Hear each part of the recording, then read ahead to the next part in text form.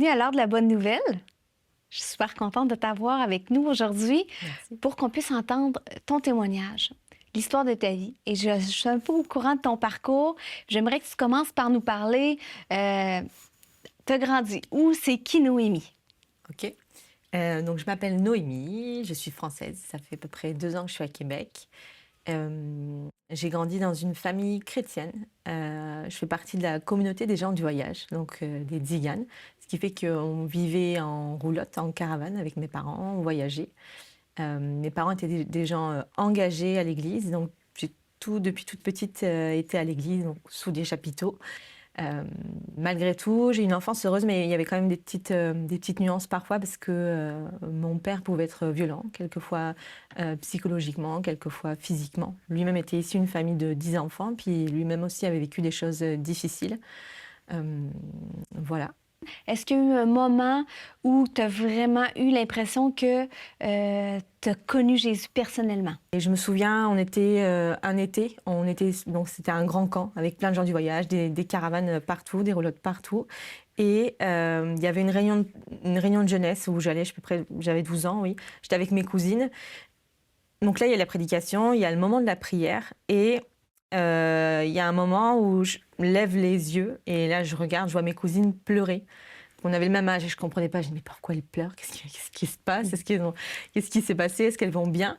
Puis ça commence à parler à mon cœur, à toucher à mon cœur. C'était comme... euh, en fait, c'était des pleurs de repentance. Puis dans leur prière, c'était vraiment ça. Elles demandaient pardon à Jésus. Elles remerciaient Jésus. Elles demandaient pardon à Jésus pour leurs péchés. Et puis ça a commencé vraiment à me parler à ce moment-là. Et je pense que le Saint-Esprit est venu toucher mon cœur et je me suis comme sentie coupable. Je ne savais pas vraiment de quoi, mais j'avais besoin de dire aussi pardon. Et à ce moment-là, j'ai vraiment été touchée par la grâce de Dieu. Et j'ai ressenti le besoin de dire, mais Seigneur, là, vraiment, je veux te donner ma vie, je veux te donner mon cœur, Jésus, je veux t'appartenir. Wow, à 12 ans. À 12 ans. Et j'avais à peu près 18 ans, 17-18 ans, quand on a décelé un cancer à ma maman. À ce moment-là, moi, j'avais donné mon cœur à Dieu. À 17 ans, j'avais pris les eaux du baptême.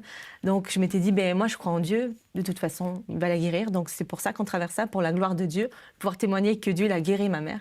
Et à ce moment-là, je me suis comme mis encore plus à l'église, encore plus à servir Dieu, encore plus à chanter, encore plus dans les mains de Dieu, vraiment, parce que j'avais cette conviction qu'il allait se passer quelque chose pour ma mère, qu'il allait la guérir, parce que c'était tellement difficile à vivre que ça pouvait pas être autrement à ce moment-là.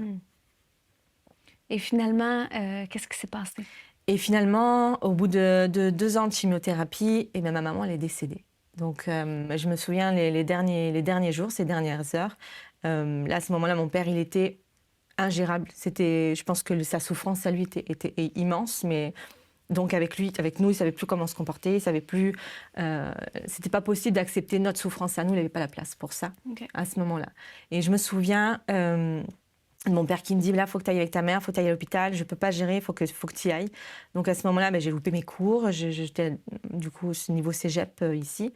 Et j'avais dit, ok, je vais aller avec ma mère à l'hôpital. Puis je me souviens de l'infirmière qui me dit, là, ça va être les derniers instants de votre maman, il faut lui prendre sa main.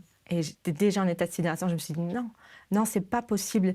J'avais vraiment cette image en moi, me dire, mais Seigneur, je sais que tu es vivant, je ne peux pas vivre ça, c'est pas possible. Et là, il y avait son dernier souffle. C'est vraiment son dernier souffle. Et j'ai vu qu'elle était partie. Je pense que j'étais vraiment en état de choc à ce moment-là. Puis j'ai comme eu un deuxième choix à faire, comme au moment où j'ai donné mon cœur à Jésus, où dit, OK, Seigneur, je crois que tu es vivant, je te donne ma vie. Là, j'étais comme, mais je peux pas, Dieu, tu es vivant, je le sais, je peux pas dire que tu n'existes pas. Ma mère, elle est plus là. Mais je peux pas dire que je veux pas te suivre. Mais là, je suis vraiment sidérée, je suis vraiment fâchée de ce qui vient de se passer. J'avais comme plein d'émotions.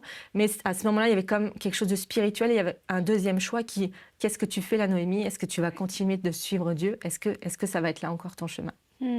À ce moment-là, mon petit frère avait 2 ans et demi.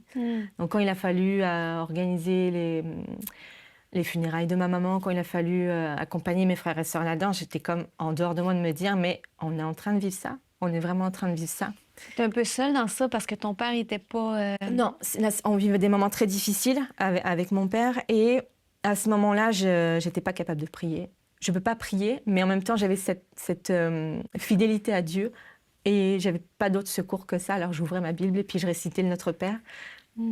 ben voilà, ça me fait pleurer, je voulais pas pleurer. mais c'est ça, en fait, c'est que dans ces moments-là, je pensais vraiment être seule et je me disais, mais Seigneur, ben, tu m'as oubliée. Ben, tu m'as oubliée. Et puis, un sentiment d'injustice où tu te dis, mais même si tu fais bien les choses, même si tu es obéissant à Dieu, il peut quand même t'arriver des choses comme ça.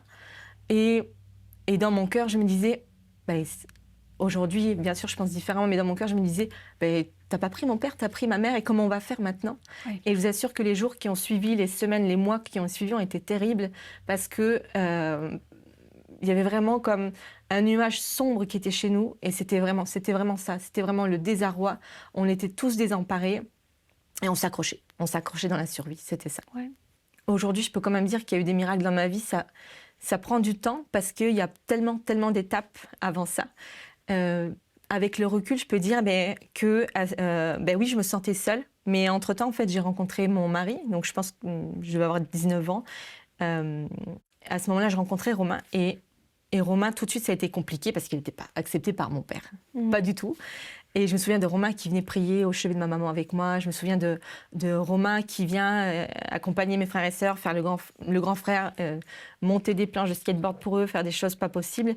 Et à chaque fois, je me disais, mais Romain, tu vois bien que c'est compliqué. Pourquoi tu restes? Oui, tu m'aimes, oui, on s'aime, mais pourquoi tu restes près de moi? Et je pense que vraiment, à ce moment-là, je pense qu'il y avait vraiment comme... il était amoureux de moi, mais il avait un appel sur son cœur. Je pense que Dieu avait déposé quelque chose sur son cœur de particulier pour moi, parce que ça a été une ouverture pour moi. Mais vraiment, Dieu plaçait des gens autour de moi comme pour m'encourager, comme pour me dire, c'est ça ta valeur, Noémie, c'est ça ce que tu es mon enfant. Et c'est ça que ça venait me dire à chaque fois. Et c'est vraiment avec le recul aujourd'hui où je me dis, mais Dieu, il a vraiment reconstruit ma vie, il a vraiment reconstruit mon cœur, puis il m'a affermi. Et aujourd'hui, je peux dire, oui, je marche avec Dieu, je marche avec Jésus, puisque j'ai vécu, mais je le souhaite à personne, c'est sûr, mais il y a quand même cette joie dans mon cœur, cette paix dans mon cœur, mais ça, c'est Dieu qui le dépose. Ouais. C'est Dieu, on a une super belle relation avec mes frères et sœurs, mon mari, mais je suis tellement reconnaissante qu'il soit là, qu'il me supporte. et puis, Dieu, il comble d'une façon surnaturelle, c'est vraiment ça, c'est-à-dire que aujourd'hui, 13 ans plus tard, je me rends compte que, mais vraiment, il y a des choses que je suis guérie. Je me rends compte que je suis heureuse, je suis épanouie. Il y a des tas de choses que Dieu il a permis. Il y a plein de freins qui se sont levés. Et il n'y a que Dieu qui peut faire ça. Je pense que c'est la meilleure des thérapies. Exact. Merci beaucoup, Naomi, pour ton témoignage. Ça a été un plaisir de jaser avec toi.